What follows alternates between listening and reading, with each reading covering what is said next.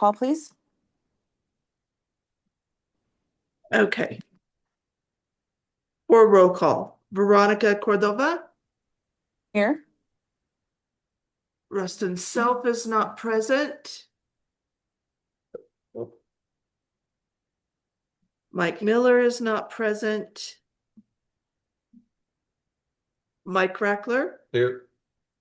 Chris Wood. Here. Thank you. And Doug Stone. Here. Thank you. So we do have a quorum since we have 4. Thank you for everyone who is attending. Next item is item 3, approval of minutes from the February 25th, 2026 meeting. Those were in your packet for review. I move to approve. Okay.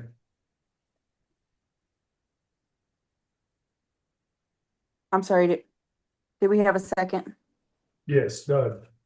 Oh, yes. Okay, so we have a motion by Mr. Wood and a second by Mr. Stone. All in favor? Aye. Aye. Any opposed? Any abstentions? Motion carries. Next item, item 4 is, we have a couple of action items. Item A is consideration and action. Request finance director does not need finance committee concurrence to bring routine accounts payable expense reports and quarterly budget adjustments to the committee for approval to council unless there is an identified anomaly. Ms. Rivera. Thank you, Ms. Veronica. Good afternoon, Chair and members of the Finance Committee. First and foremost, thank you for your time of being here and supporting the city. Our current state of finances for the city, the Finance Department has made significant progress in implementing and strengthening our internal controls related to routine accounts payable and any and all procurement processing. These controls are functioning as intended and provide. I think Rustin just looked, yeah. You want to wait just a second?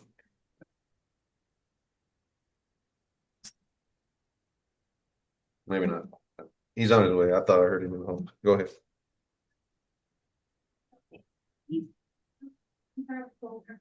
As intended and provide reliable safeguards. This year's fiscal audit, this city's fiscal year audit of 2025, which will be presented on our next council agenda item. But it has been released publicly from the state office. So this city's fiscal year 2025 financial audit has been released with no audit findings. You know how hard it was for me to keep that secret all this time? That was a killer. You should be really proud of me. That's the hardest I've ever done to keep a secret.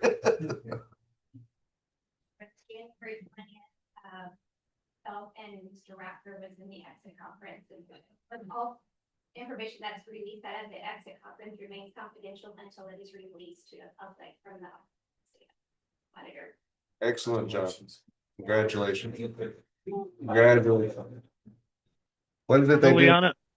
Liliana, could you either speak up or get closer to a microphone, please? Yes, is this better? Fair enough. A little bit. Okay. Veronica, are you able to hear it okay?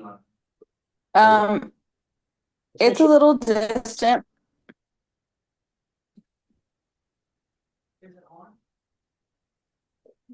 Now it's on. Can you hear me better? No, I heard you better when you asked, is this better? How about the one over here? Maybe it's louder. Veronica, how about now? Yeah, you're not projecting. That's what it is. Let's see. Try this one. Sure. Hey, Miss Lily, you want to try this one? Hello? Did it bounce? Hello? No. Hello, is this better? Oh, that is perfect. Okay. That's a lot better. Thank you. Yes, thank you for pointing that out. Okay, so great news. Again, no audit findings.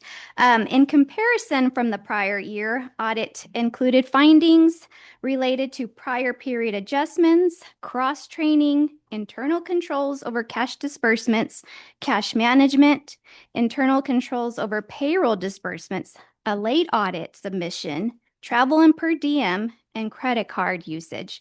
And then late filings of our quarterly reports to our state, which is DFA. So 9 previous. Difference here. I'm out of breath. So addressing these items required focused efforts, procedural improvements, and strengthened oversight, and lots of hours of hard work, and all department heads and working closely and supporting some of these changes in our policies that we implemented. So the clean audit reflects the effectiveness of those corrective actions and demonstrates a stable, compliant internal control environment for our routine financial transactions. We work closely with department heads to ensure all procurements are reviewed in advance and remain within approved budgetary amounts.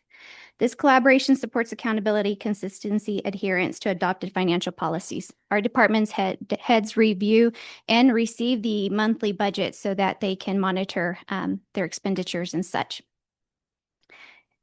With strong internal controls in place and validated through a clean audit, this agenda item is intended to propose a refinement to the types of items we bring before you for our Finance Committee review.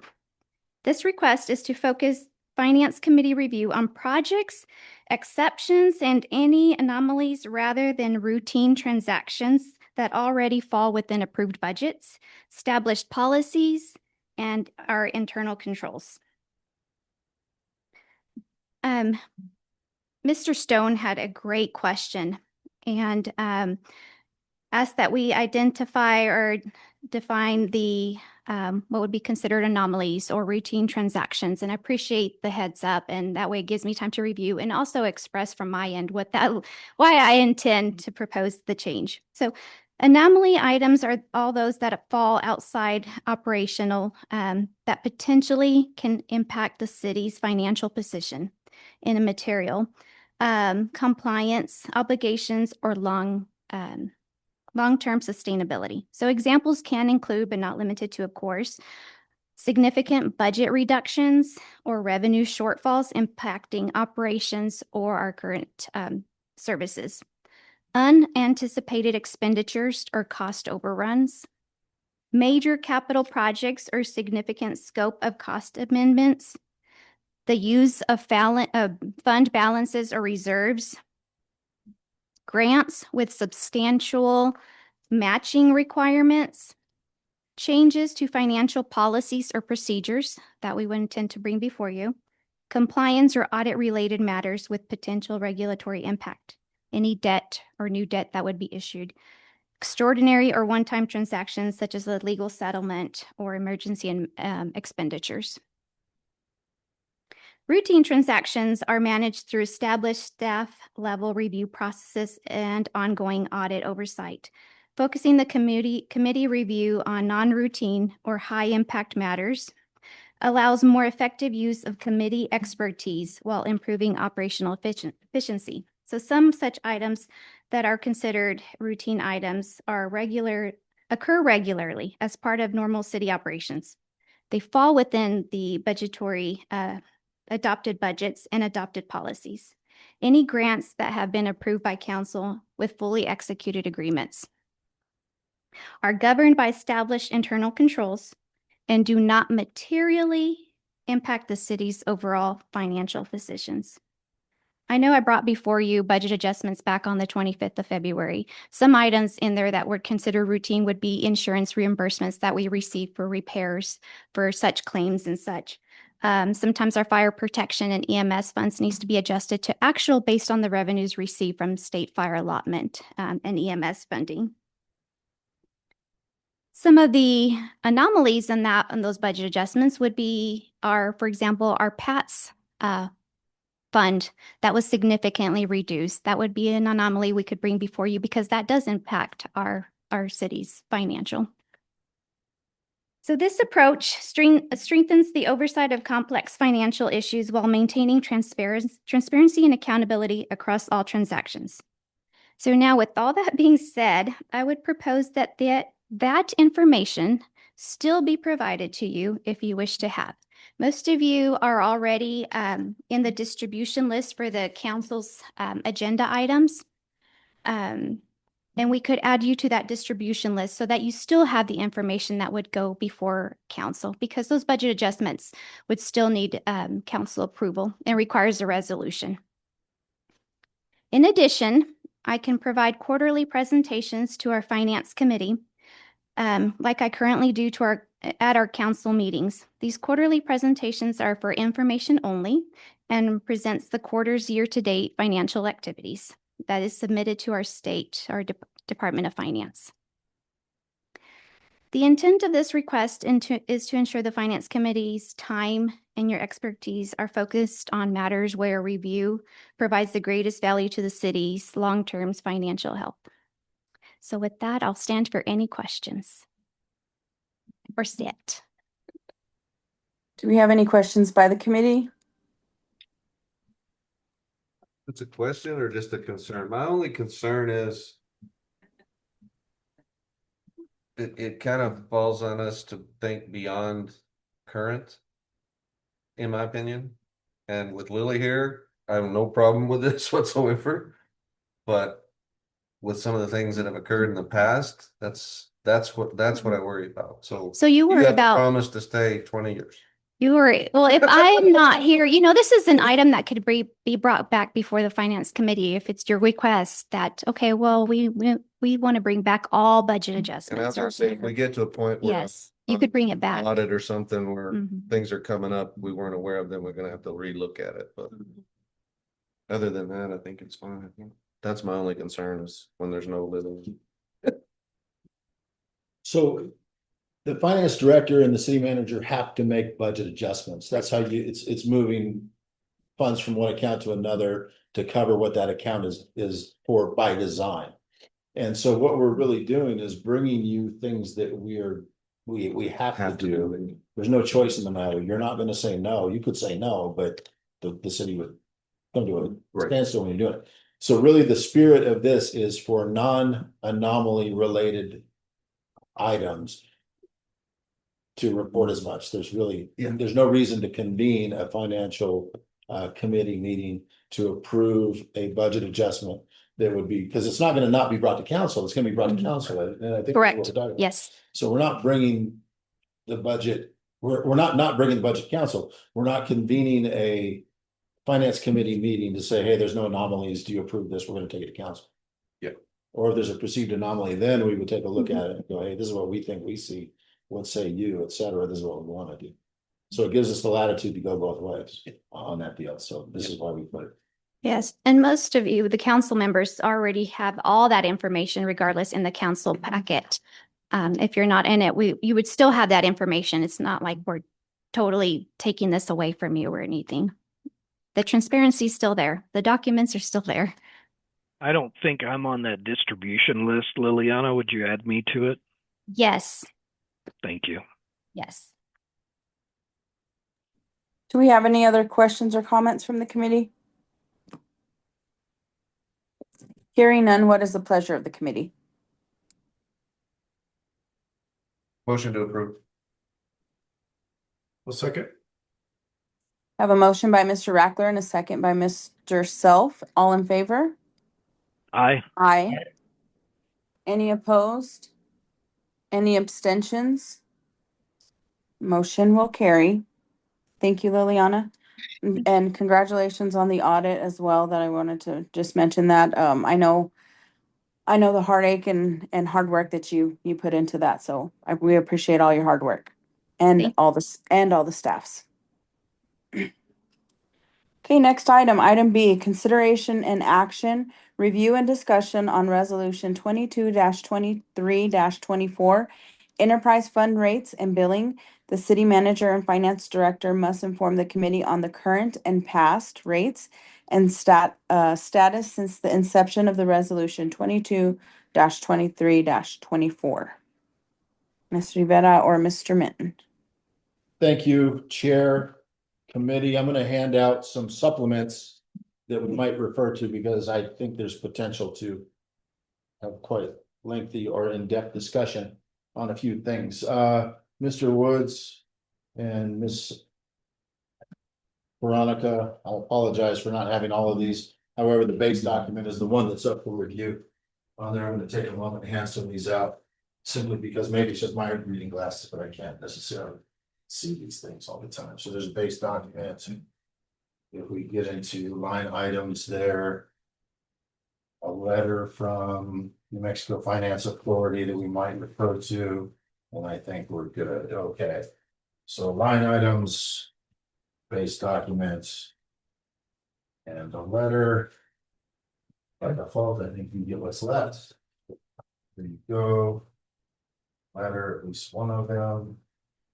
And we get into line item specifics. Okay. So let me take my seat so everybody can hear me. We're going to take a look at and discuss a resolution that was put forth in 2022, voted on by council, signed off by mayor and council, and put into effect.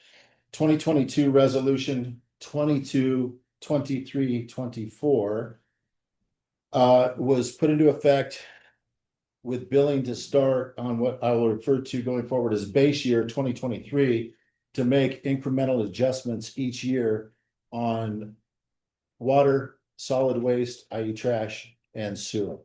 The rates going forward for a 5-year period would be 8% per water per year. And accumulating for 5 years, 12% on trash and 8% on sewer. So base year 2023, these raises went into effect. And I mean, the city got through it, the raises went into effect. What was not in the resolution in print, but was agreed upon on video and in minutes, was that the city would, and the governing body would review these rates every November and make adjustments as necessary, whether it was implied up or down. The fact of the matter is 23 came and went, 24, 8% for water, 8% for sewer, and 12% for trash was supposed to aggregate, be added on top of that for the next year. It didn't. In 2025, 8% for water, 8% for sewer, 12% for trash was supposed to add on top of that. It didn't. 26 came, 8% for water, 8% for sewer. You get the idea. It didn't. So what we did is we put raises in to cover the cost of enterprise efforts, i.e. water, trash, and sewer, and we stopped at base year. What that does is it causes us to operate every minute at a loss. So when you look at the document there on the first page, and Veronica and Mr. Woods, I believe you can hear me. Is that true? That is true. Okay, cool. Yes, I can hear. When you look at the executive summary, it's going to kind of go over what I just talked about, but then there's 5 or 6 bullets there with key findings. In the case of the people in the room, I've highlighted with a marker where we are currently, but by not affecting these rates, we're operating at a $3.91 million loss. Unless my math is off, unless running these didn't work, and unless I'm just seeing it the wrong way. So to give you an idea on how we got here, and this is all in this base document, we took the 3 years, all the billing statements from utilities for the past 3 years, including base year, ran every statement for every month through all the expenditures that it costs to operate these, put them against each other month by month, and this is what we came out with. If we go through operating year 2026, we'll be at a $3.91 million loss for all 3 enterprise instrumentalities. And if, of course, we go into the final would-be year in 2027, it'll be substantial. It'll be touching or exceeding $5 million loss for that period. Now, keep in mind, this resolution was voted on, this resolution was put into effect, and this resolution is live. The fall apart where it broke down is nobody, for whatever reason, that's not necessarily important right now. It wasn't readdressed in that first November, and it wasn't carried forward. We didn't need permission to carry it forward. We were supposed to address it, look at it, and then move forward, and we didn't. For some reason, in 2024, January, we started to operating on the on the 2023 rates, and we carried that to 24.5, and we carried that to 26. So we're operating at a loss, the so what factor. The so what factor is to break even, which you're not allowed to report a loss to the New Mexico Finance Authority. To get to zero, we have to take money from this limited amount of strategic reserves that we have. We have to take money from general fund to cover the insurance and other measures for an enterprise fund. Enterprise funds and municipalities are supposed to at least get to zero. You charge, you bill what it costs to provide that good or service. And right now, we're not making ends meet. We're augmenting that. We're closing the gap by using general funds instead of enterprise funds or strategic reserves. This will run out. We're operating on a borrowed time if everything that I see in here is as we see it. We have a finite amount of strategic reserves. We're spending those. It'll continue to go, the farther we go into the future, the more of a gap we have, and it's non-sustainable. We can look through here at some of the data points, and if you flip to the second page, it talks more about resolution 22, 23, 24, 5-year utility rate, like I talked about, and the different measurements. I talked about how we came to this number. We took all the months over the past, every month in every utility, and ran it through for the last 36 months by what it actually costs to operate that enterprise instrumentality. And on the third page, we came up with the numbers that you see, what was actually billed and what should have been billed for each, and carried forward. It gives you by line where we're upside down. And then on the next page with the bar graph, it shows you the $3.91 million that we will be if we go through 2026.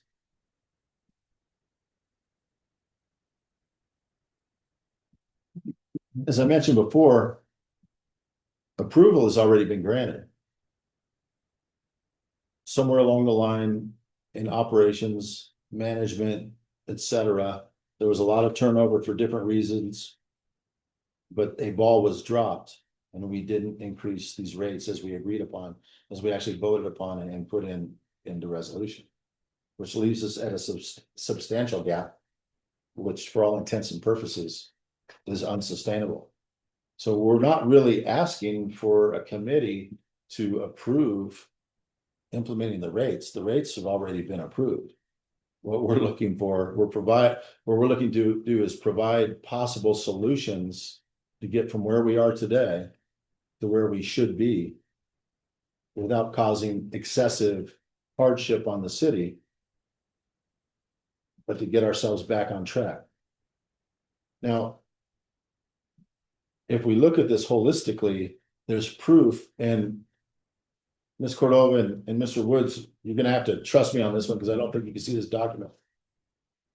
When we apply for things like Water Trust Board loans and grants, we have to, especially in the case of a loan, low interest or whatnot, or even a match, we have to declare on how we're gonna pay that. Traditionally, in a enterprise instrumentality, you would pledge a certain portion of the proceeds from that enterprise that says you're going to cover your debts. Now, take a look, if you don't mind, because this is a draft, but if you look at the document, the base document, Mr. Woods and Ms. Cordova, that's a draft and it says under billing analysis, etc. That's dated March 12th, 2026. Towards the end of the document, it talks about things that we think we should do. And one of the things we think we should do is have, at that point on March 12th, so I think we should have an external audit immediately to confirm that what we think we see here is in fact what we see, or it's not. But then conveniently, or maybe not, maybe apropos, on the next day, the 13th, happened to be a Friday, do with that what you will. We received a letter from the Water Trust Board. It says, on behalf of the New Mexico Finance Authority, thank you for your application, which was recently submitted to our Water Trust Board program. The application specifies water enterprise funds, which would be water, as pledged revenue sources. However, due to operating losses posted in 23 and 22 audits, we're unable to consider this as a pledged revenue source. For the Water Trust Board loans in the past, the city has pledged gross receipts tax funds to cover these debts. The proof is in the pudding, the cat's out of the bag. When you look at this, it's saying that New Mexico Finance Authority does not see our enterprise fund instrumentalities as being solvent. So we have to go to another well. That well is GRT. GRT is good, but we're at the highest allowable max GRT by the law.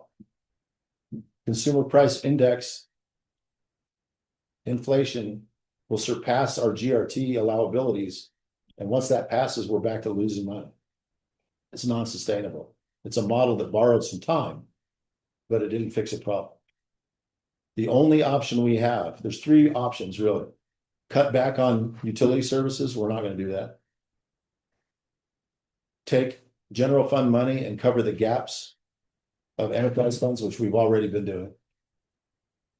Or reinforce the rates that were voted upon and make sure that those rates are adjusted accordingly into the future so that we cover those gaps. We're at the end of our rope. We've exercised our options. We've used GRT, we've used general funds, and now the only option left realistically is to go in and make those adjustments that were already voted upon and get them enacted. If we don't do those, we are running out of money. It's non-sustainable and we will hit zero. Subject to your questions. So it was the increasing salaries and we weren't increasing the revenue. Is that why there was a gap formed for? No, not at all. Not at all. Just Because we only had 2 trucks, Scott. 2 trucks. Well, hang on. We're talking about 3 things here. So we're talking about water and sewer and trash. So we started off on 2022, you were operating at a loss in trash. By increasing it by 12%, in base year, you did get to 0. But with base year plus inflation, you're busting through that now. In 2023, I think the inflation rate was 2.5%. We stayed at 0%. So we're already operating 2.5% loss. And then we carried that through to the next year and the next year. It's inarguable. You cannot bill on last year's bill knowing that inflation went forward. But more specifically, it was agreed upon by resolution and voted that you would have, specifically if your question is solid waste management, that 12% from 22 to 23, then another 12% in 23 to 24, and another 12% in 24 to 25 through 26 and through 27. So it didn't have anything to do with the raises. I would argue that if any raises were given, it was based on performance, and that raise was 3% for a very few amount of employees. That wouldn't even, it's a fraction of this.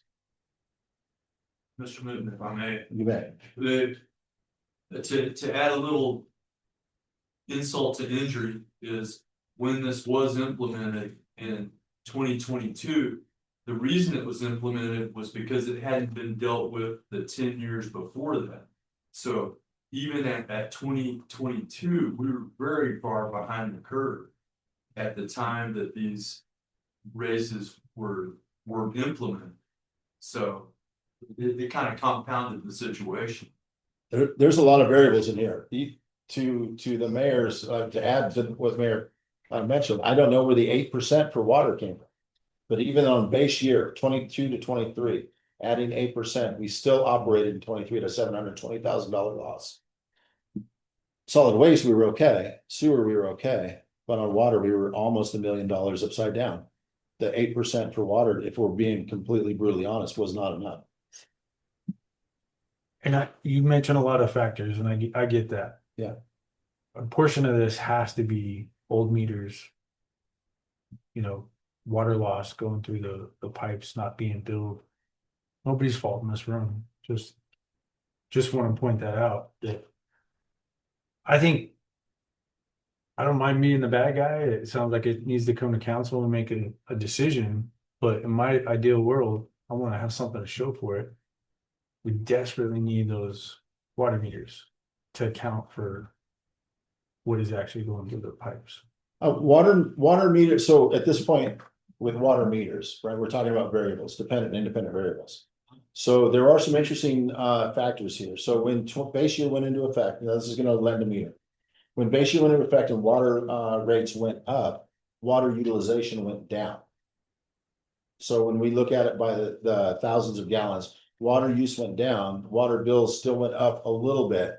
But the fact that water conservation measures and when you read the resolution actually says that there's water billing put in there to prohibit people from using too much water. So that was part of it, because the rates aren't just flat rates for residential purposes, they go up exponentially the more you use.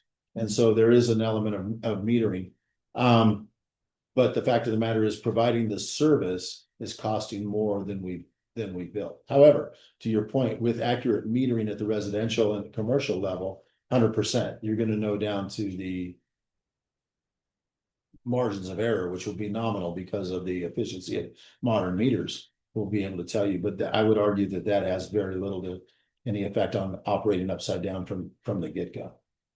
And the fact that the ordinance or the resolution was voted upon, signed, in effect, and somewhere along the line, we stopped doing it. I guess my biggest frustration, and it's part of getting on here when we did, but like you said, we're gonna be the bad guys again, and this was put into effect before I've been on over 2 years, and this is news. Yeah, you're. I mean, it was before I got here. If we go into the whys and the what fors, And I'm not trying to blame people, but we're the ones that the buck's gonna stop here. the buck will stop you. And I personally can't vote to raise it 36% in 1 year. I just don't think Portales can handle that. I don't think our residents can handle a 40% increase immediately on their water bill.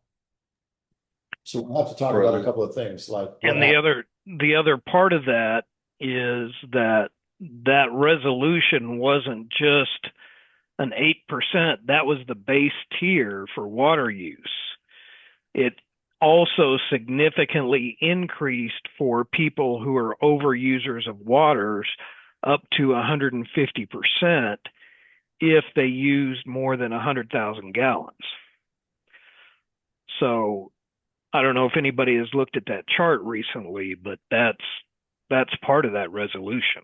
But It is, Mr. Woods, and I've looked at it extensively, and I'm trying to define your point. Well, also, since we went into restrictions, everybody's water use has gone down. So even the increase is not bringing in what it was before we went into restrictions. Because I haven't watered my yard in 2 years. So I'm sure my water use is down. Not that my bill changed, but I mean, that's the other side of this coin. And it's a frustrating point. It's what Rustin brings up. My water bill at my office has not changed in 2 years. It's the exact same amount every month. That's hard to believe. The exact same amount of water goes into my business every single month. You know, I'd like to be billed for the water I use. And that's kind of why we keep harping about meters. I want to pay for what I use. And if we want to raise the amount I pay per gallon, I'm okay with that. But let me decide how much I use instead of just an amount that never changes. And All valid points. And let's get the gallon usage instead of 1,000 gallon variable. I don't have the document in front of me. Say 1,000 gallon variable. Let's get it down to within 10 to 25. 100, even 100, 100 gallon yeah. would be, More. charged by the 100 instead of by the 1,000. But I don't know. It's all frustrating. I'm not trying to take frustration out on everybody, but And I don't feel you are. but we're gonna hit the fan on this thing. I don't doubt that that's very, very plausible, but I'm going to reinforce. This was voted on. Yes, no, I understand. This was put into resolution. That is it, unless city council goes back and wants to rescind that, and I wouldn't recommend that, but whether it was a breakdown, an oversight or whatnot, it was agreed upon, voted and put into effect that these rates for cause, not arbitrarily, for cause, to keep up with the cost of doing business. And I know I'm looking at business people across the board. We are selling water, we're selling trash, and we're selling sewer services for less than it costs to provide. The underbilling, if we had this $4 million that residents were underbilled according to this resolution, we wouldn't be talking about, having such difficulty getting the residential meters. There's the cash right there. And the same with the services like the trash trucks and all those. Well, but it's not. If that's just to get us to zero, that still doesn't give you extra money for meters. Well, That didn't add any. It Zero does is because better on than negative. Yeah, I agree, but it's not money for meters. Let's not confuse that. Well, exactly. it is because general fund monies are discretionary. And Granted, I'm taking general funds to pay that. to cover Yes, this. that I understand. Yeah, general funds are covering the insurance, and strategic reserves, which the city carried forward from correct billing somewhere along the line.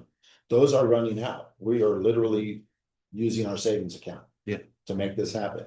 That savings account could have gone to meters. That savings account could go to matches. That savings account could go to, when I say matches, not matches, but those matches for Yeah. grants and loans and so on. We're burning through that. We are using our college fund to pay our month-to-month bills.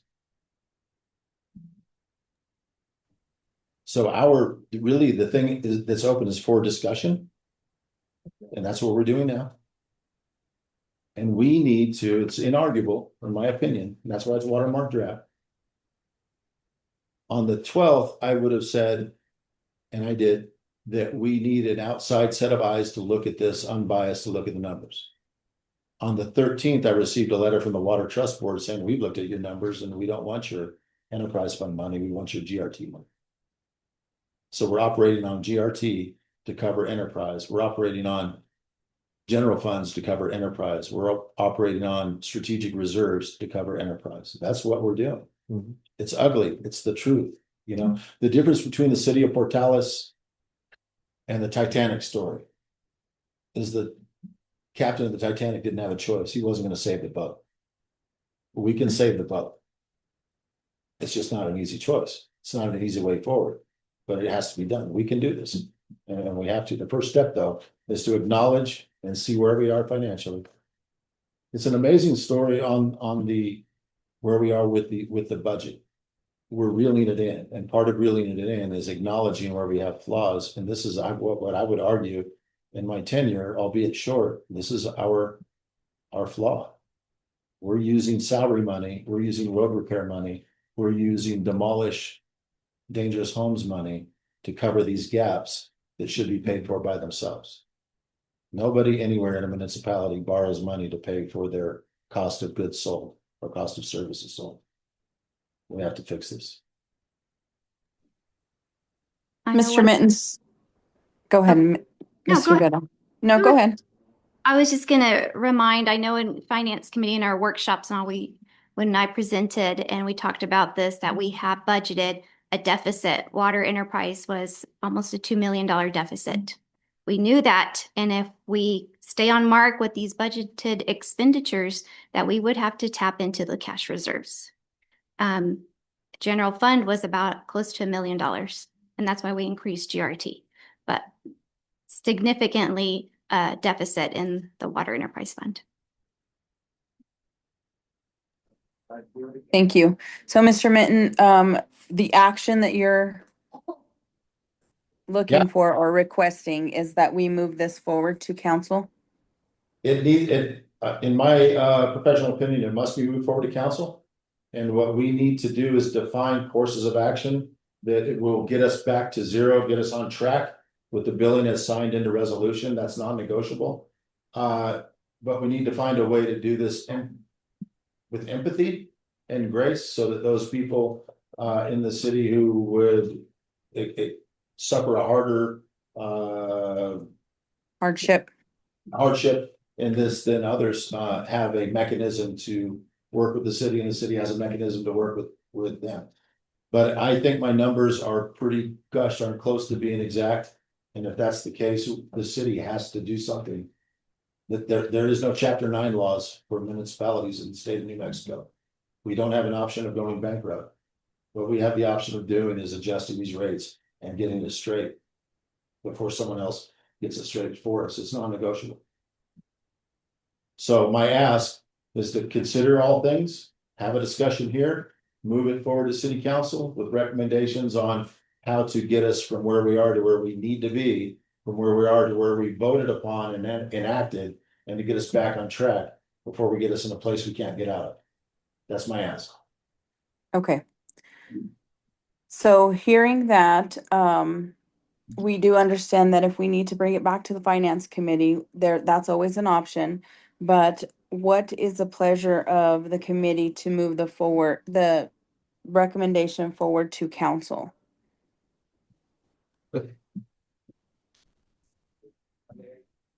My brain is going in one direction and it may be way off, and that's why we're here to discuss. Yep. But if you add up 4 years of 8%, that's 32. If my math, teaching math as long as I did, I hope I'm right. 2023 is already adjusted, so you have to account for that. Okay. We start in 2024. Okay, so 24, 25, 26.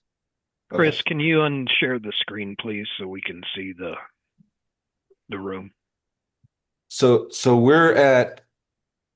that's 24%. It should have been raised. That's. And now we're all talking about the 8%, it's not the 36 for trash. 36 and 24. Mhm. Okay. I would like to see us somehow do that, get that back at least over 2 years. I know the immediate gut thing is let's just do it all at once, but I'm telling you, that's going to cripple some people. So in other words, you're saying like do the initial plus an extra 3 or 4%. Well, or even whatever to get close to the. I think you may have to go an extra 10 at a time, or you know, what was 8's gonna have to be 16 till you catch up. You know what I mean? Gonna have to double them up. I just don't think you can do 3 at one time. And I totally agree with that, because the reason we did the 8%, when we did it back when this was approved, was because some of the community was not going to be able to afford that, and it was going to create a hardship. So I am in total agreement with that, because we don't, if it increases slowly over time, it's a little bit easier to budget for than if you have to have one full payment upfront. Speaking of the residents, right? Speaking of the residents, yes, that is correct. Well, the other part of this is the commercial businesses. And if you review that chart, commercial businesses using 11,000 to 30,000 gallons per month are scheduled to get a 35% rate increase each year. So if we hit them with a 70% rate increase, I think that's something that we need to be aware of, and that's going to have a significant effect on not a lot of businesses, but some businesses. I mean, that's a great point, and I appreciate you bringing it up, but I'm going to bring this up as well. This is not easy stuff. This is what we signed up for. And Chris, I understand what you just said, and I appreciate what you just said. But that water wasn't free, and the city paid for it. I agree. I'm not saying it doesn't need to be done. No, I'm just saying we need to be aware of it. And, you know, there's another tier on top of that, businesses using more than 31,000 gallons. You know, that's a 50% increase per year. That we So, gave. you know, those businesses are looking at a 200% rate increase if we implement this all at the same time. So I guess my opinion is, number one, I don't think we need to figure out some kind of way to implement this, but not all at one time to catch up. And then number two, we need to do some kind of investigation to figure out how we missed this for 2 straight years. And then number three, implement some kind of a system that even if management changes, even if personnel changes, that this will be implemented moving forward. Yeah, I got all that, and I'm not belittling what you're saying, right? Yeah. But let me take you through some historicals. First off, that water, that gap between 23 and now, we gave it away. We bought it, we gave it away. I got it. We want to be pathetic and take care of people and so on. They were taken care of. I'm not being hard. I'm just being honest. That water, $3.91 million with trash and sewer was given away. We paid for it. We gave it away. Just keep that in mind. 1, 2, historicals. The mayor at the time passed away. City manager moved on. public works director moved on. City clerk, who would have the records, whether they were written down or off the top of their head, passed away. This was like a catastrophic weapon of mass destruction hitting the leadership management in City Hall and elected officials at one time. So the continuity of knowledge was just taken out all around the same time. We get that. Now we can go back and take a look at all of that, but that's where the arrows would point to. There were discussions there, and we reviewed them where people said we should relook this every November, and people agreed and said, yes, right here on this floor.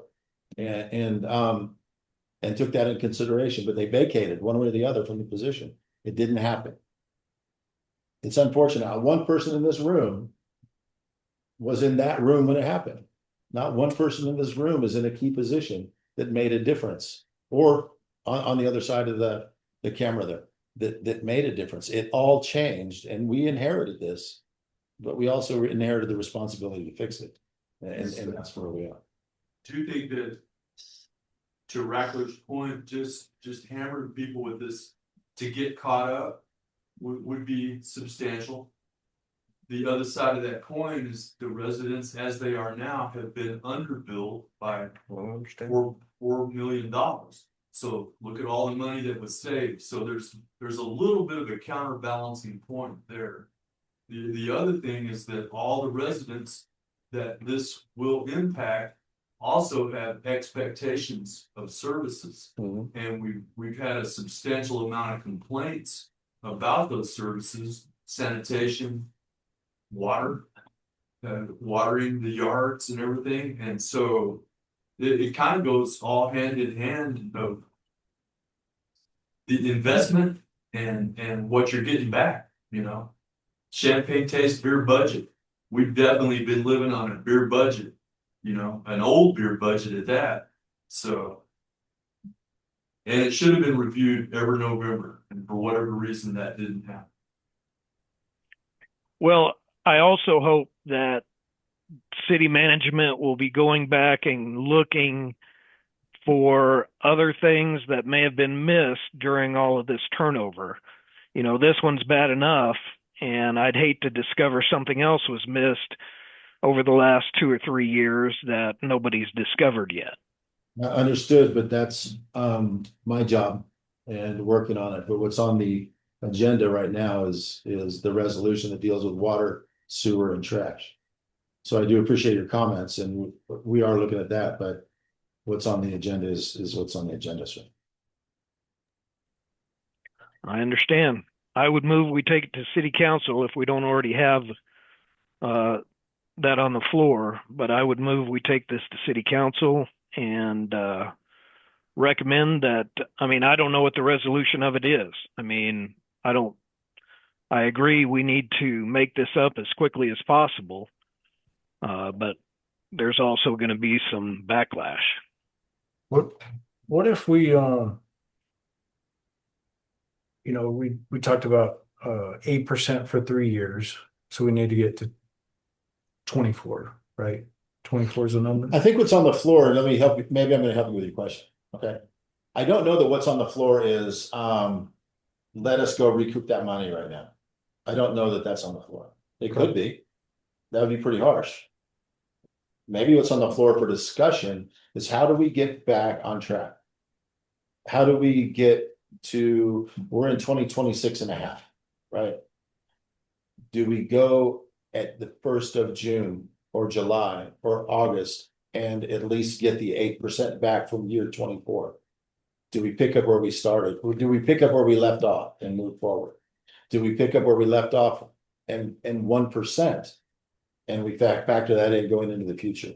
What we really need to consider, and this is why it's in front of the committee, is how do we get from where we are, which is broke, getting broker, if we're being honest, to getting unbroke without, 1, tearing the city apart, 2, causing a revolt, and 3, causing undue hardship on folks. Right. Okay, here's what I would like to see us do, and then we can tweak it from there maybe. But rather than 8%, you take 12. That's 8 plus half of one we missed. That's the number I got. 8 to 12. You take the 8 to the 12. You said solid waste was kind of okay with the 12 On base year, on base year. yeah. So on it, we just get the 12 we're supposed to get. So basically put all three on 12 till we get. Yeah. Well, Does that make sense? Mike, are you saying that we need to increase at 150% of all of those rates that were on the chart and was passed and should have been implemented? Well, I'm saying from that 1 year, your water should have increased 8%. Well, We- that's just the base rate though, Mike. I mean, this is a tiered system. Right. So are you saying that all of the tiers need to increase 150%? Because you can't just raise one tier and leave the other ones the same. Okay, I'm with you. well, I want to make sure I understand the terms. No, I'm First off, you're saying 150%, and if that came to my house, that would scare the Jesus out of me. Okay. Well, I'm saying 150% of whatever the tier was. So if the tier was 8%, it would be 12%. If the tier was 100%, it'd be 150%, and so on. Okay, as long as that next part's drawn out, I get it. But when I hear 150%, if I hear 150% of my water bill, I'm gonna freak out. But if I hear 100% or 150% of 8%, that still starts to sound complex, but I get what you're saying. So as long as we tell the whole concept there. Well, I mean, that resolution says if you use more than 31,000 gallons of water in a month, once you go over 31,000 gallons, your water rate increases 100%. Once you go over 11,000 gallons, your water rate increases, the $0 to $2,000 was an 8% increase. The 3 to 10,000 gallons was an 8% increase, but 11 to 30,000 gallons is 35%, and 31 to 100,000 gallons is 100%. I mean, that was a tiered system meant to make people cut down on their water usage, and those who are wasting water gets penalized. So, we can't just say, hey, we're going to implement the bottom tier and increase 1.5 times on the bottom tier. It's got to be all tiers. Am I correct? I'm 100% for that, as long as we explain it like that. No, I agree, Chris. I apologize. You're referencing a document that I am not. Well, all I did was before the Maybe. meeting is I went to the city's website and I pulled up that resolution, and I'm staring at it on a different screen. Okay, gotcha. Sure.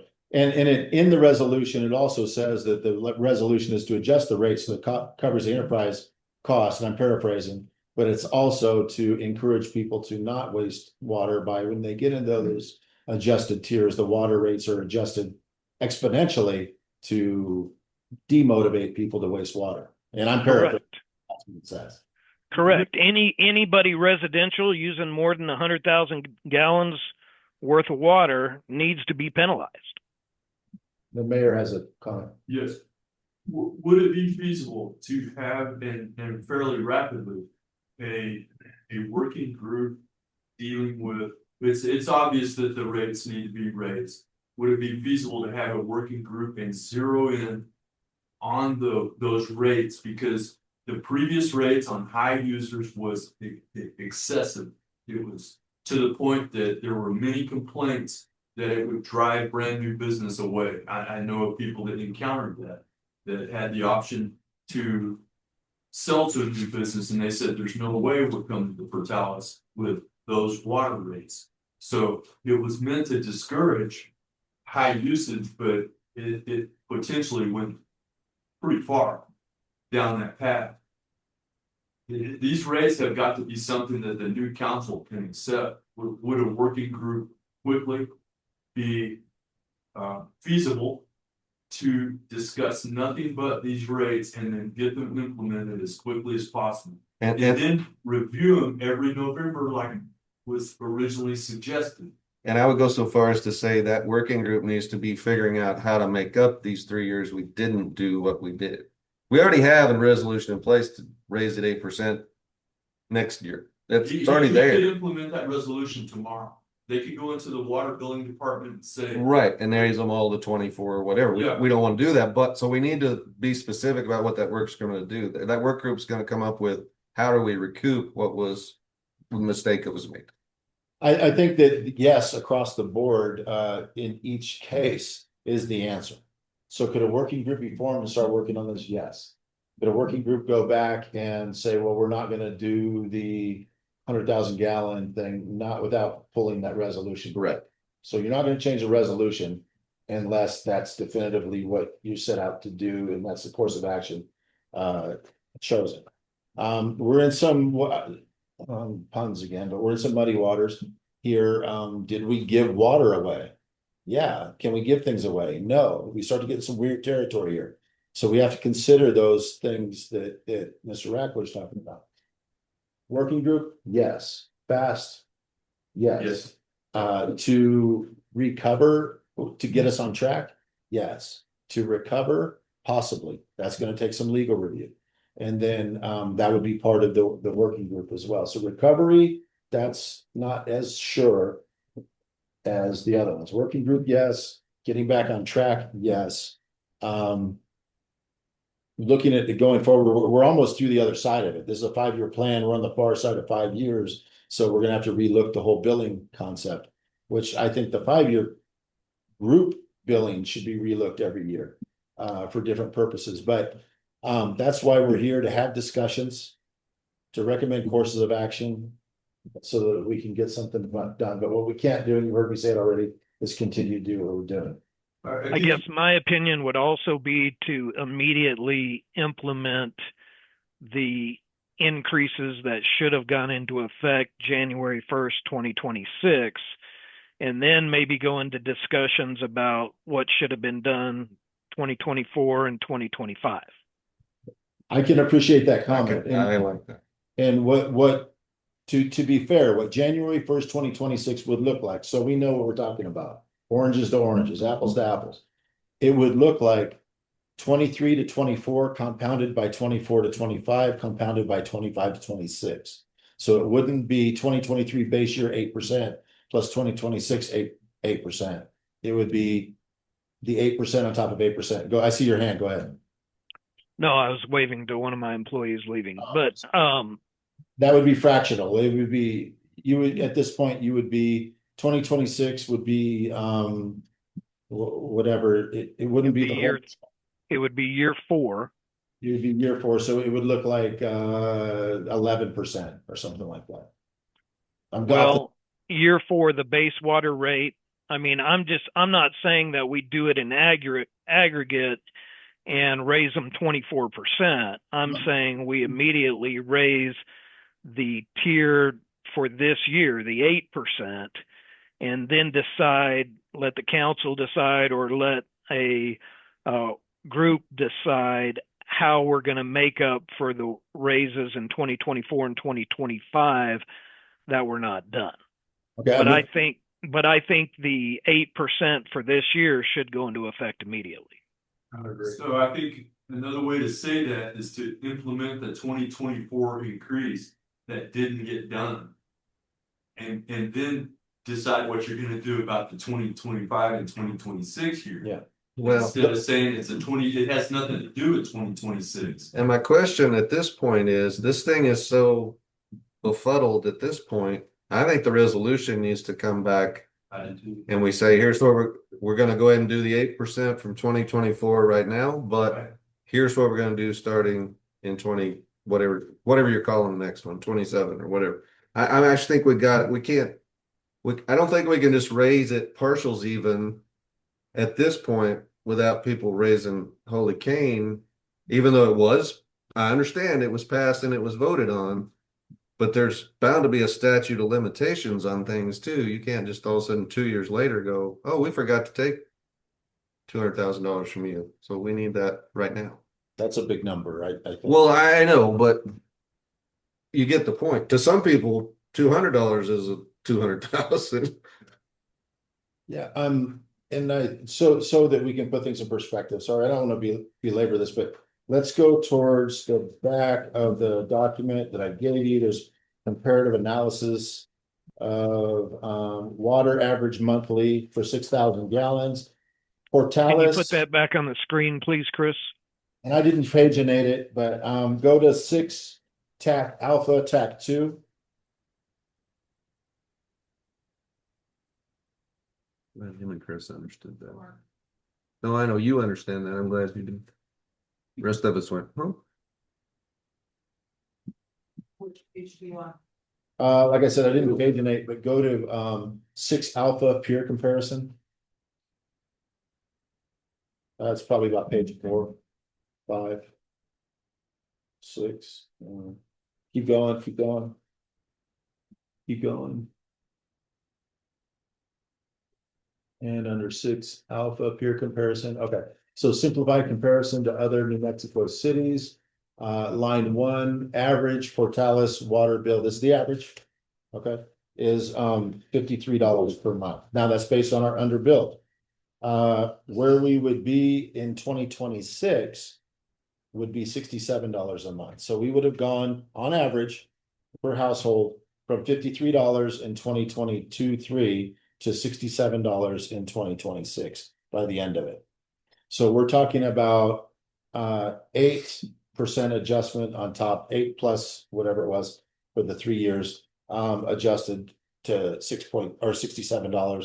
So we're talking at this point, maybe 74 or so dollars. And Going that's just water, not sewer and garbage. that's correct. But just keep in mind, if we would have made the adjustments today, on average, through the year of 2026, the average household would be paying about $67 per month. So it scares me and I know that you're just using an example, but when someone says, "Oh, we're going to bill them 2,000," they wouldn't be billing 2,000. But My apologies for using that number, no, but it's. no worries. We would be talking about per month the tens of dollars, the nines of dollars and things like that. Just to be fair. Those 3 things right there would add up to $34. But Mr. Woods, you're completely correct. But look at trash. You're right. That's only water, $67. But then you look at a comparative analysis between Portales for trash, $23.30. Clovis, $57. So when we take all things considered, we're still operating at a lower complete rate than most of our contemporaries. Just food for thought. Yeah, the head to head at the bottom, Portales 154 and Clovis 176. Assuming we have made all those rates all the way through. So if we had made all those rate adjustments all the way through in 2026, the average household total for water, sewer, and trash would be paying about $154 a month. Which would still be less than 2. All things considered. But yeah, sure, it's a jump, it is a jump and we get it and we're empathetic to that. And that's why we wanted to discuss it. To the mayor's point, a working group to look at these kinds of things. This document, although a draft, is fairly comprehensive. There's a lot of work in it. I don't need applause for work. That's not my point.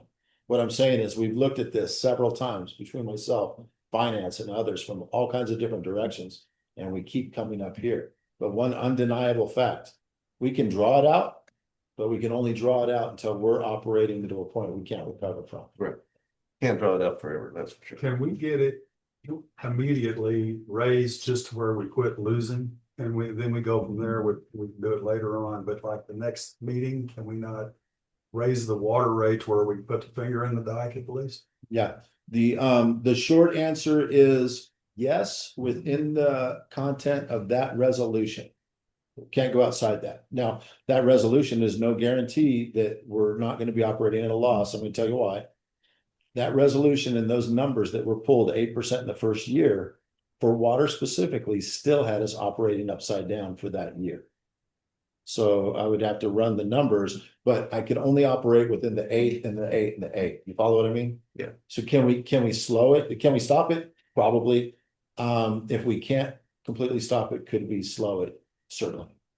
Yeah, well, they could have a resolution, put it in at 12, like we discussed earlier. So yeah, that would certainly take a resolution that we couldn't, but based on that document, and I'm not a lawyer, but I don't think we could arbitrarily say, hey, we're going to do 12% to catch up. Right. That would take legal I review, think we have to probably have rescinding the resolution, implementing a new one. It's replacing. Right. That would be my recommendation. Mine too. Just let's have the working group as quickly as possible and get the rates squared away along with the high usage rates.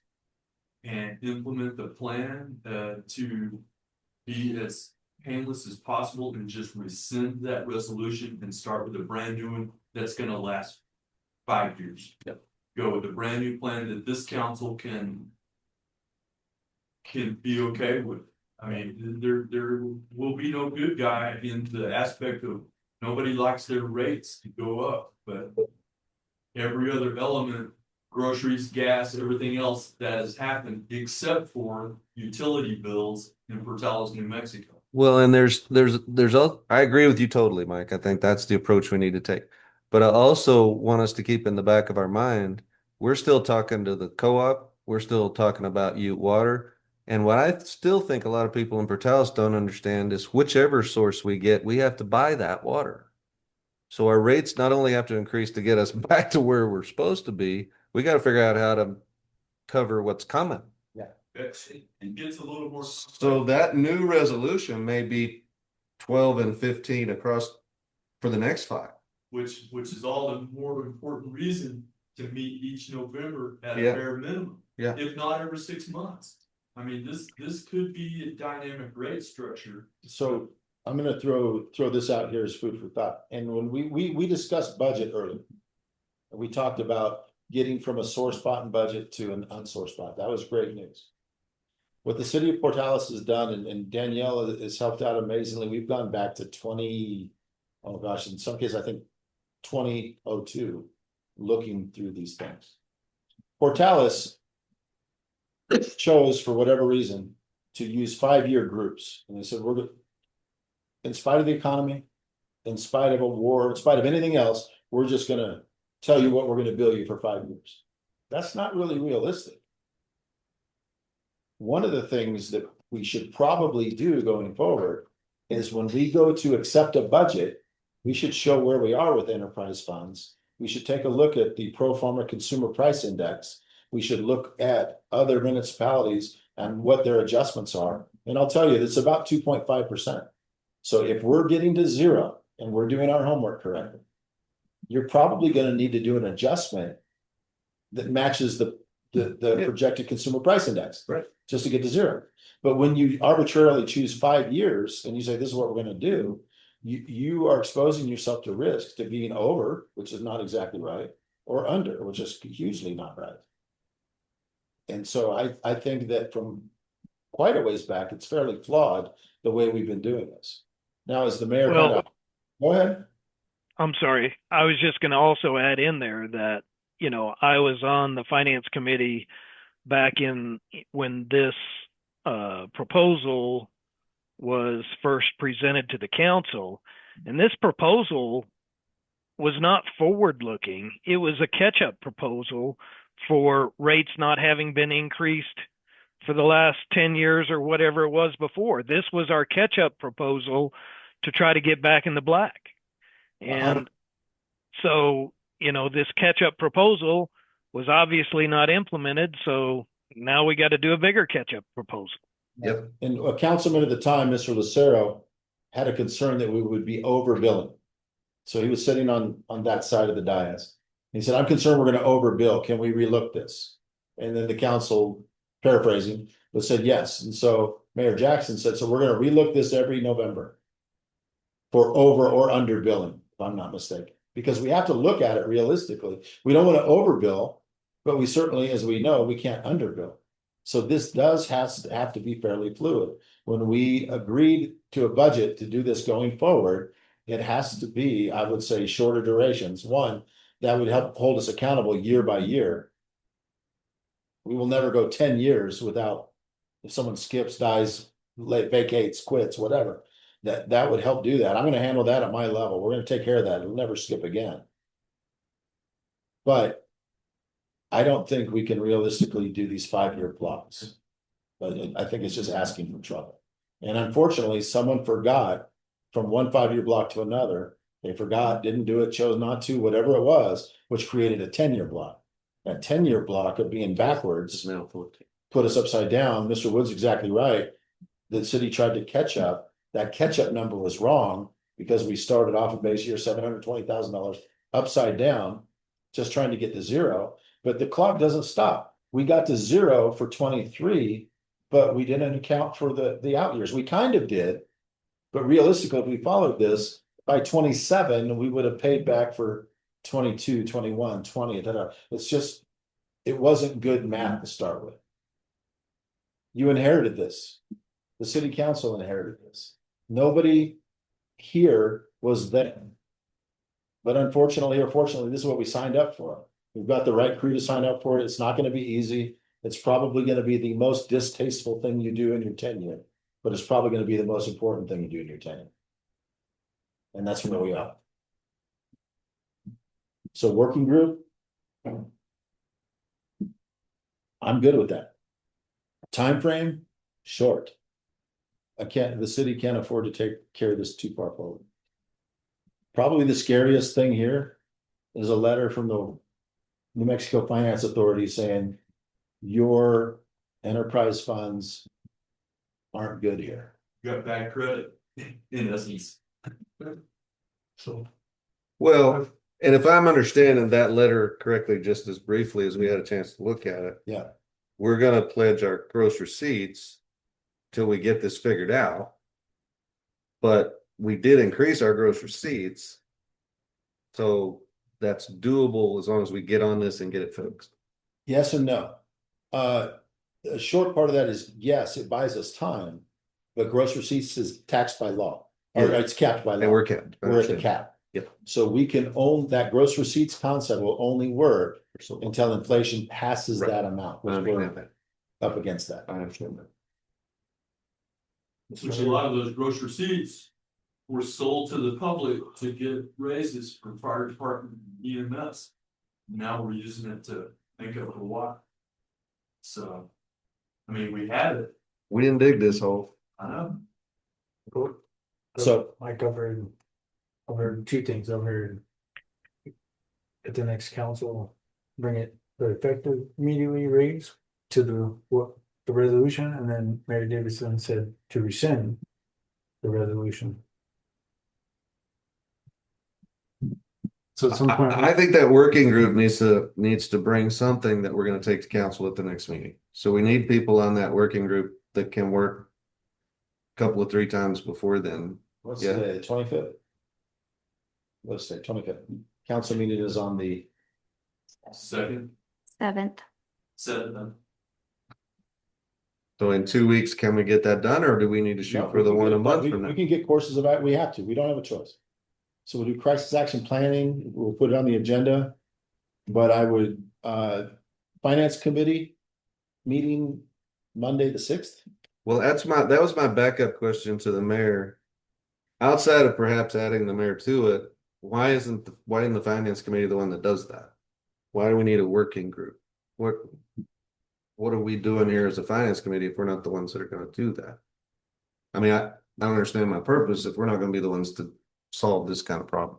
I'm on board. Mhm. anyway. And I'm fine with adding the mayor to that, but you're allowed to come anyway, so. Well, no, I wasn't even considering myself, it's just having watched an ICIP working group with 10 departments heads sitting in the conference room over there, all with laptops simultaneously working with numbers, it looked pretty effective.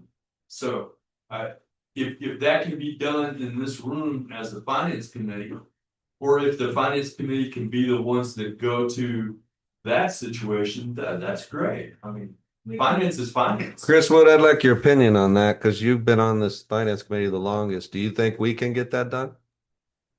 I think we need to. I mean, that's the reason why we were appointed to this committee, is to deal with issues like this, and I think we need to. Bravo. Let's do it.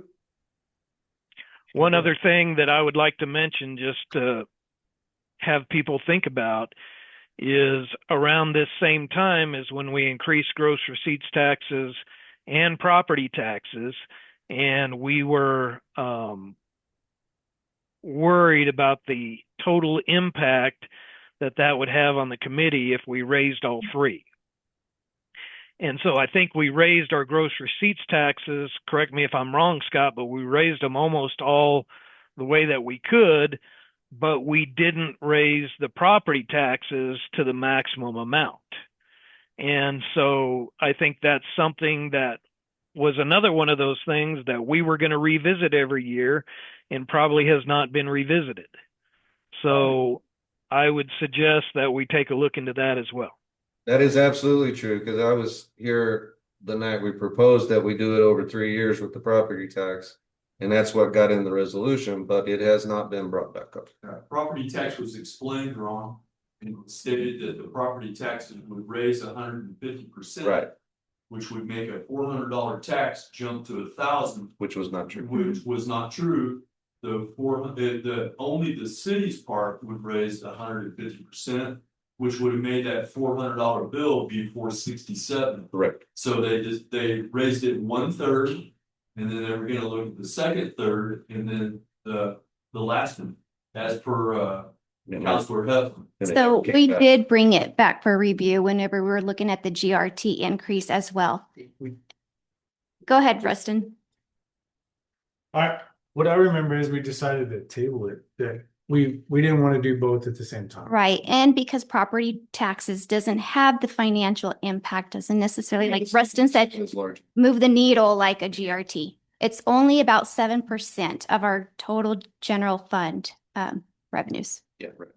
Right. I think I just wanted to bring that up. I don't think we need to get into a big discussion on it, but I think it's something that needs to be on the administration's radar, that's something that needs to be periodically reviewed. So, but anyway, what do we want to recommend to the council?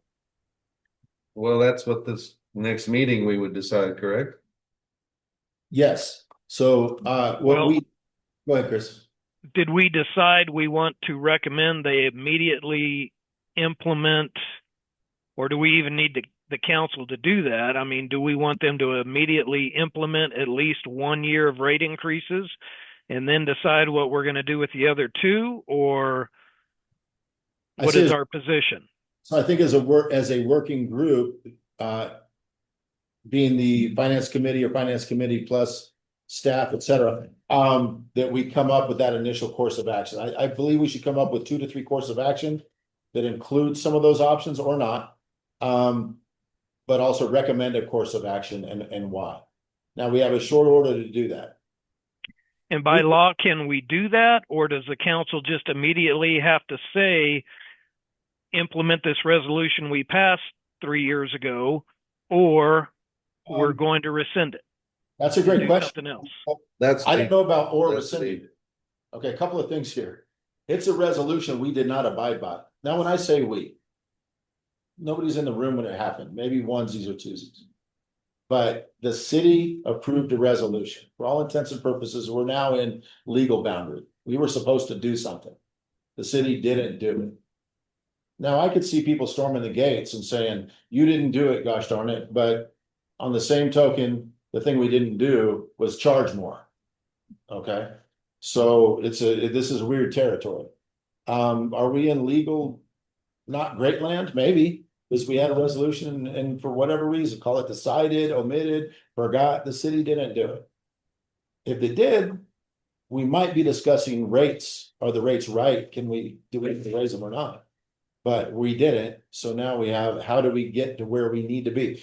It's inarguable that there's no way we could argue that we have to charge more than we have been, because we're operating at a loss and it's unsustainable. We've crossed that territory. Somehow we have to get there. And now we have to figure out how to get there. We have to bring that how to council, and I think that's where we are. And I think on the agenda, there's no argument. We have to get it on as soon as possible. And it's going to be discussion and consideration for action at that city council meeting. We have a week and a half to get it done. We can do that. That part's easy enough to do. But we have to get it vetted in front of them. But I'm going to go back one more, Chris. You had a question about GRT. Did we go to the max? We're on the wall at GRT. We can't go anymore on GRT. So do we need to get the city attorney's opinion on whether we need to immediately implement the whole thing or have the council rescind it? I think that the city staff and working group can come up with that course of action and we can do basic legal research on our own. We do have a city contracted attorney out of Albuquerque. We might be able to frame this up in that amount of time and pose it to them as what our options are. I don't think that's a bad idea. I don't love going with our first case, the attorney with this one is as complex as this, but that's maybe what we have to do. Particularly based on my research, if we decide that we need to recoup, or if the law says you gave water, trash, and sewer services away, you need to recover those, that's certainly going to take legal review as to how to, or if it can be done. That's just based on research that I did. See that one. I just don't see that one happen. I just don't see how you recoup that. I could be wrong, but Not saying you are. I don't see it either, but if we don't have a choice, we don't have a choice. But if we don't ask the question after we Sure. brought it up, then we're remiss and we have avoided something. Sure. Right, so now that we have to ask that question. Just so do we want to have the working group and then decide which route Yes. we're gonna Yes. go? So we don't need to decide if we're going to effective immediately or rescind, we can decide that. I propose this. Tuesday, next week is what day? Calendar day? 31st. And the first meeting is on the 7th. Yes. So the city level, we start working, like the mayor was talking about, we'll go in and crunch and start coming up with some viable courses of action. Let's reconvene a finance committee meeting some date prior to the city council meeting. Do we need more than one? I don't know. So if we start work on Tuesday, which is the 31st, and we go ahead. We can work around it, we'll be fine. So we'll work through that. We'll get some courses of action, say by Thursday. What date is that? Second. Thursday the 2nd. We have ICIP on the 2nd. No, do not have any. So let's convene and deliver courses of action recommendations to the city, to the finance committee on Thursday. 4:00 here. Does it have to be 4 o'clock? Is that, where'd that number come from? My brain works better in the morning. That was gonna be one of my discussion items, is to see if this group wants to, we have new members, so in the past, we've met early morning. And if it's okay with the staff, if they're available, if anybody wants to change the meeting time, we just had 4 o'clock because that's what past members were making. It was to have a quorum, but I think this core group that we have now would show up at whatever time. We're available. At least 2 of the members, possibly 3, work in Clovis. So first thing in the morning or last thing in the day would work better for me. Is 9 too late early in the morning, or is that, I mean, I don't know what. I'm not really. I'd prefer 8. Okay. Yeah, I'd prefer 8 as well. What do you got? I can't do any. I got loan meetings on Thursday today. They usually take 45 minutes. For this one, can we do 9 and then go from there? It's up to y'all. Chris? Or I can come over and just down the street as soon as I'm over there. I can also. Yeah. And this meeting is going to be on Thursday, but mainly the meetings are, I believe, on Tuesdays. So, so for this one, yes, we could do 9 o'clock, and then moving forward, if Tuesdays were at 8 work for you, that would be great. Tuesday's okay. Or is that? Well, Tuesday, Thursdays when I had that. That's when those meetings are. Oh, Tuesday, Thursday, okay. I mean, so I can be here at 8. But maybe we just get through this one. So on because here's the reality is we are doing a very specific task for a specific reason. That's why we're convening the meeting. Thursday's good because if it doesn't work out Thursday, then I'm gonna ask to do another one on Friday. We're gonna do this until we get it in there. Because we can't, now this cat's out of the bag. We gotta take care of this. No, the structure is there. So all that we're coming up with is the rates that go into those slots. Well, we've got to figure out whether we've got to figure out whether we have to rescind. Or we can just make adjustment to it based on what we did not do. We have to know that answer before we can make a decision to send something to council. And we'll discuss that because we know what we know. We know we don't have to ask anything. I mean, this is ugly truth. You just go yay verily, tomorrow the rate's $67. You're gonna talk to the lawyer about that and let us know. I don't think I need to talk, I mean, yeah, but I don't think I need to, because that's already the law, the resolution, you know. That's the worst case, right? So when we do these types of things, we need to look at the absolute worst case, best case scenario. And the worst case is we gotta do something, we just say, okay, it's $67, pay me on payday. Resolutions can be rescinded and they can be amended, so if we call it an amendment or if we rescind it. Right. Do a brand new one, it That's- can be done. That's what we No, I- gotta that's decide what on I'm getting Tuesday. So all things I considered, don't see how we don't rescind. But I get that. I wanna sleep on it a time or two, so if we do it on The- Tuesday, the main- But if it's rescinded, does that mean we're not obligated to bill for what has, I mean, Already- we haven't complied with that Right. resolution up until today. So do we still have to backtrack and collect that money? I think that, and this is just what Scott thinks, and Scott's not a lawyer, or a judge. I think that's kind of dangerous territory, and that one needs to be looked at a little harder, because if you rescind it as it is, it's gonna have to be very specified, I believe. Because what do you do about 2023? If we go back and go, yay, barely, this is rescinded, okay, I want my money back for 23. That's why the lawyers come. cause we paid 23. Yeah. Yeah, okay. Well, and we need to take into consideration that if we do rescind as well, and then we implement the 26th, then they could want their money back for that as well. I think the amended, Resolution has a date. I think the amended is probably better. That's, so that, and that's why we're gonna go to task and looking at these things Okay. and start on Tuesday. Tuesday, 9 AM. We convene, we will start crunching on Tuesday. Is that April 2nd will be ours. Second, They're gonna hash it out for It's April 2. April 2nd, 9 AM. 9. Now, that being said, anybody in earshot here, i.e. the finance committee, if you have open capacity and you want to be here on Tuesday and Wednesday and assist with the working through it, by all means, show up.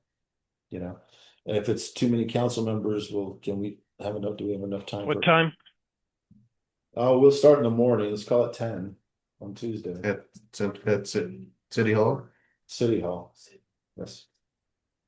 The finance committee's meeting.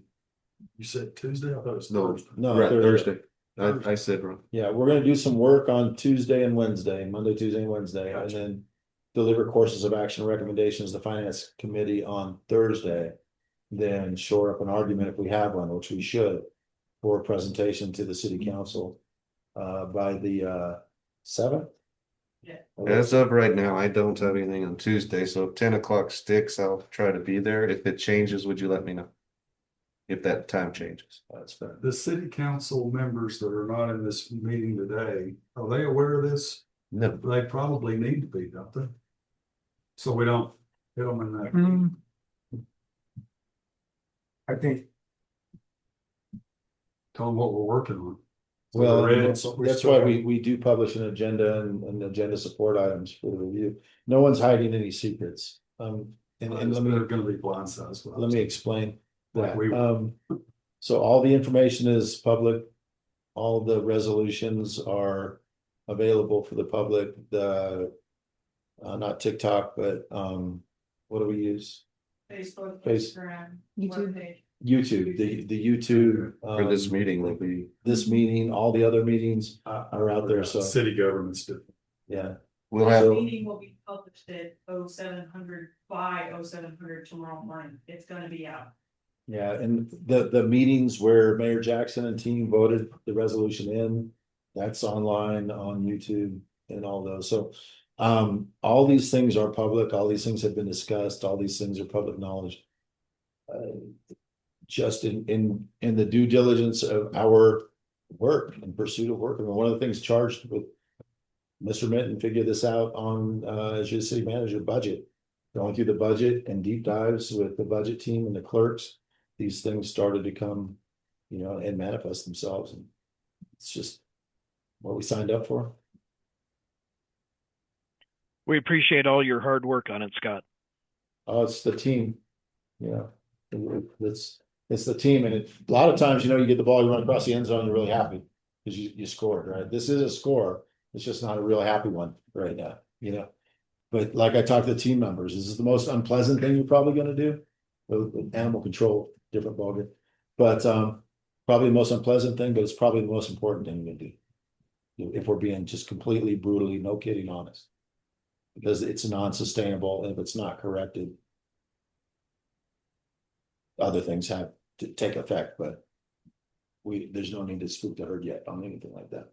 Okay, so the ask is to discuss, which we've done. The action proposed is something to do, which we've identified.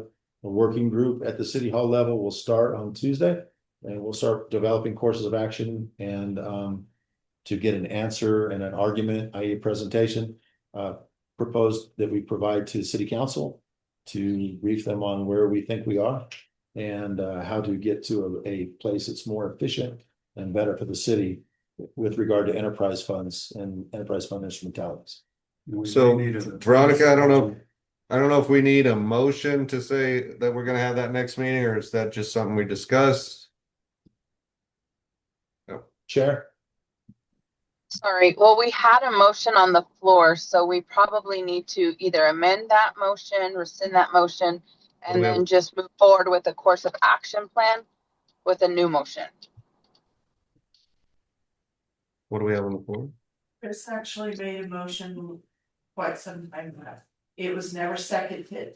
What was it? It was, I shut down my minutes because I thought you guys would stop. It had to do with increasing the rates immediately and then looking how we're gonna fix the back. Yes, it's a.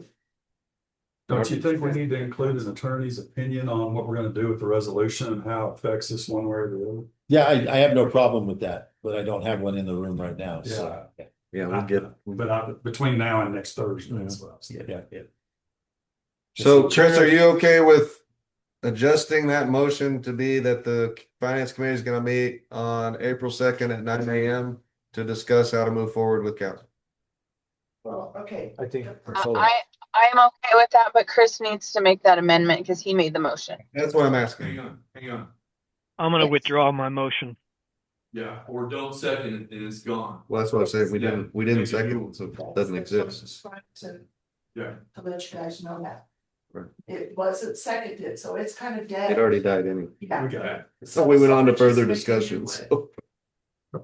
Okay, so do we need a new motion? I'm gonna make one. I don't care. Wait. Go for it. I make a motion. The finance committee convenes on April 2nd at 9 a.m. in this room to try to come up with a proposal to take to city council on the 7th on solutions for the fact that this resolution has not been followed. I will second that. Okay, we have a motion by Mr. Rackler and a second by Mr. Self. All in favor? Wait, Aye. I wanna say one other thing, if you don't mind. Do we want to make that Nope. motion contingent on us receiving an opinion from the attorney about how to proceed? I mean, if we don't get an opinion from the attorney, what are we going to be doing at that meeting? Well, you could present the argument or the presentation. And so first off, I think that we can get a legal opinion, but this will be one of the first things going towards our contract attorney. So I'm not 100% sure. But you could present the data as you know it and the situation for discussion and for action to the committee, send legal opinion, and then the city council could say, yeah, got it, wait everything, but we want a legal opinion on this. But Scott's opinion is we got to get this out and start working on it one way or the other. And time is, I would argue, of the essence. I think we would definitely need that by the time we go to council with it, but I don't know that we need it by. I think it could go either way.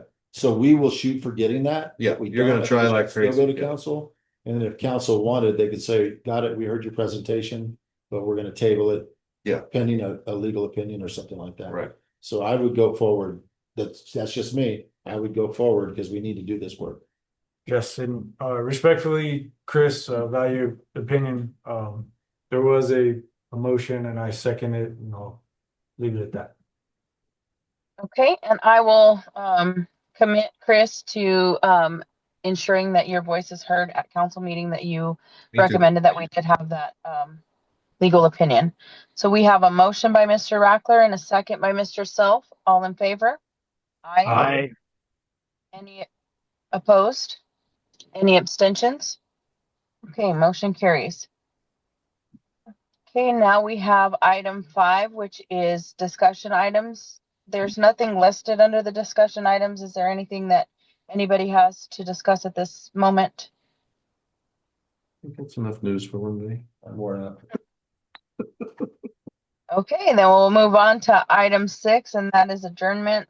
Before we adjourn, I would just like to thank the committee for all of their hard work. I know that this is hard tasking work that is not very popular. So thank you for your time and your commitment to the committee. We really appreciate your hard work.